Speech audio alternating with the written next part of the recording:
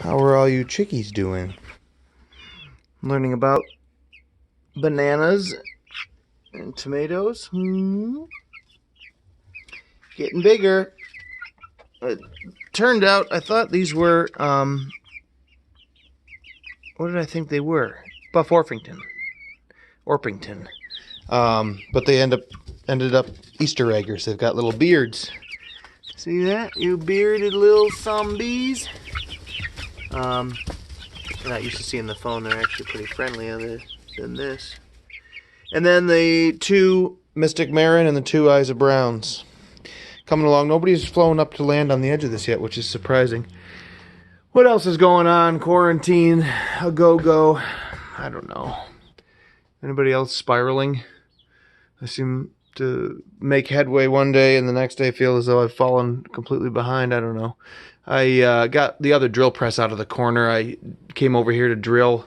If you saw the engine project going on with my work truck, I made a jig to hold the drill aligned to the heads, and I made that on the drill press, and I ended up doing the drilling operation over there, but it pissed me off so bad I finally moved the drill out here to the breezeway. Got that out there. More lights in here, which is great, and just in time. Hey Google, stop playing music. Just in time to tear this engine back apart after we stuffed it back in the engine bay. We Nothing's playing right now. oh my God, Google. Whatever. Anybody else sick and tired of Google's bullshit? Unsupported Google Home fucking bullshit. Anyway, we got the engine down in here and had a stuck lifter. And so we pulled the intake back off, pulled the rocker covers off, pulled all of the push rods out, rockers. Hey Google, stop playing music on the breezeway.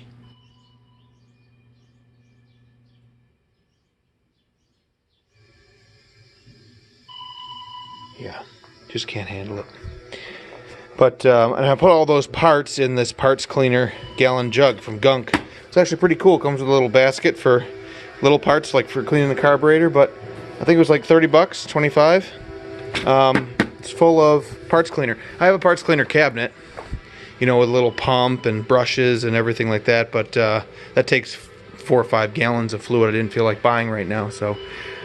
Not only is that truck going, the lifters, like I said, were all stuck. I bought a set of lifters. This was, they look like here, Fresh Boys, hydraulic lifters. And when the parts are all clean, we'll put it all back together. But to go with the lifters, I have to get a cam, because they kind of run together and wear together. And so the camshaft has got to come out. If we're leaving the engine in, it's got to come out here. But we don't know if we've got a camshaft, you know, being as long as the engine, if we've got enough room in here, or we're going to have to take out maybe the condenser core and remove the old cam and put the new one all in there. So I really thought I was done here for a while, but joke's on me. And then I pulled apart, here's all the major pins and, oh, that's hardware for the truck. Pins and fasteners and articulation plates and stuff for the backhoe, which the lovely Katie actually ran the skid steer and helped me to move that out back here. This place is such a menagerie. On the way, I'll show you the planting station that we made out here. I got all of our pots and topsoils and tools and some lights out here, although that one's being weird. I don't know. That fixture had a blown incandescent bulb in it, and I put an LED bulb in it, and now that's acting funny. So I don't know if the fixture's got bird poo in it or something. I'm not sure if there's a short. Anyway, so you can come out here and do all kinds of potting tasks.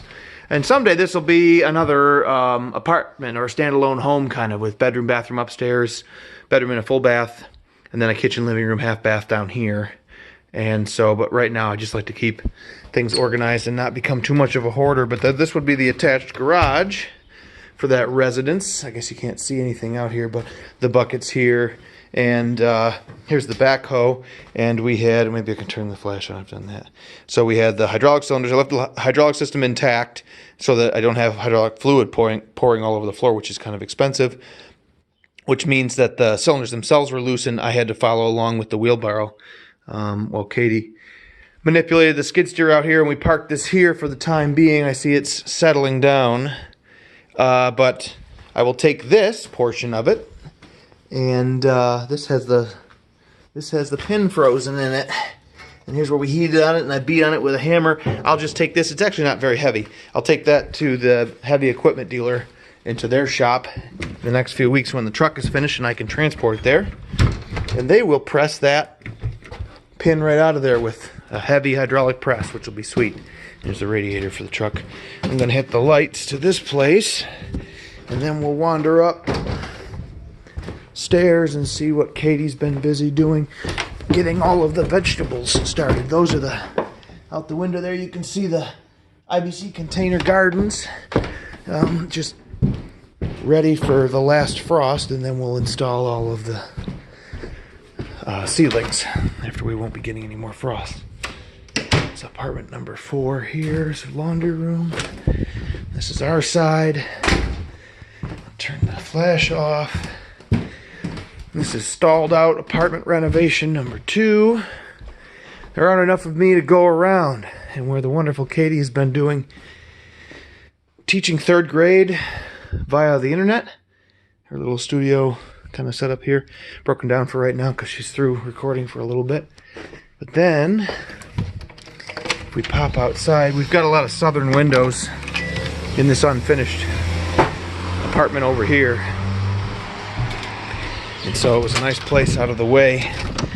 This is the renovation project, actually, if we can pick up the floor that's lower here from just a settling post in the basement. As soon as I pick it up in the basement, it'll translate all the way up here and square this up. And this is actually pretty close to just needing a kitchen and a bathroom. However, it's heated, and we got some grow lights, but she's got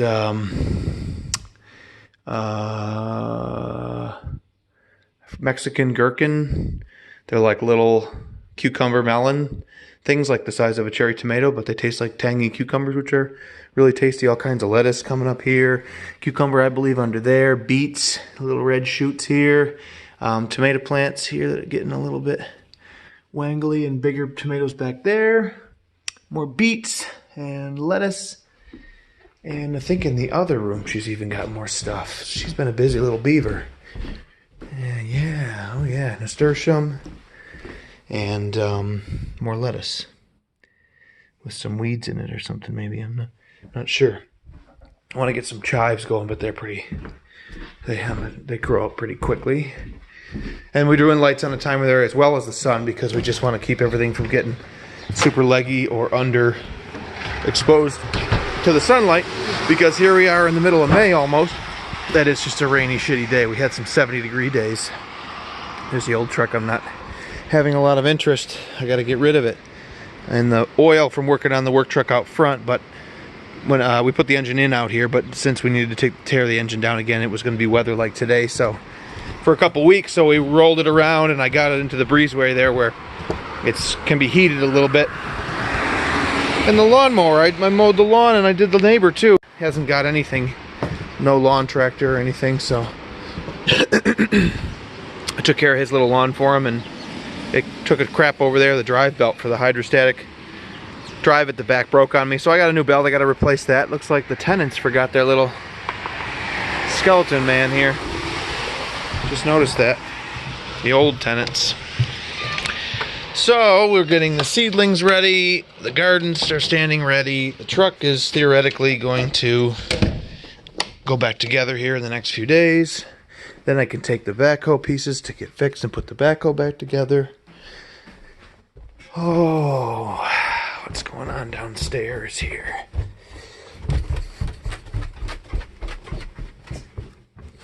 Found a little place to hang that. Hi. Hi. What are we doing? We're cleaning. Cool. It smells nice. What's up? Cooking. I can't share that smell via the internet, but it does smell good. Dashy. Just giving everybody an update. Mother's Day has come and gone. Seven is very talkative as usual. Shush those lips. She wants to know where those little chickies are. She feels like they would make a good snack. And then we're back here trying to get the sandblaster going. It couldn't be a more simple piece of equipment. And I bought an entirely new suction tube, because I was told by the manufacturer at Scat Blast, that it was most certainly my suction tube. It had a small hole in it somewhere.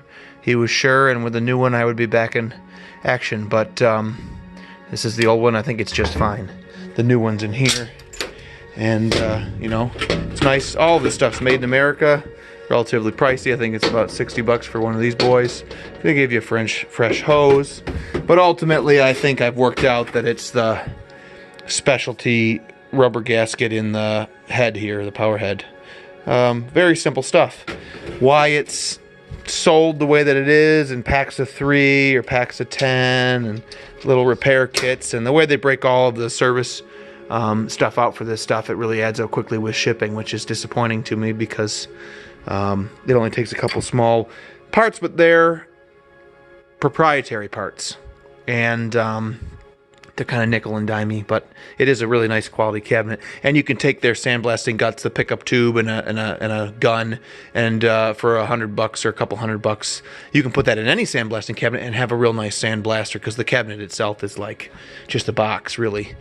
So I have on Harbor Freight one over there that I might outfit. If I can work out how this needs to stay serviced so that it works well, I'll just do the same thing to the other cabinet. But mostly just tying loose ends and struggling valiantly not to create more loose ends that need to be tied. Just kind of a dreary day. Well, sorry folks. I hope that was something. Thanks for watching. We'll see you.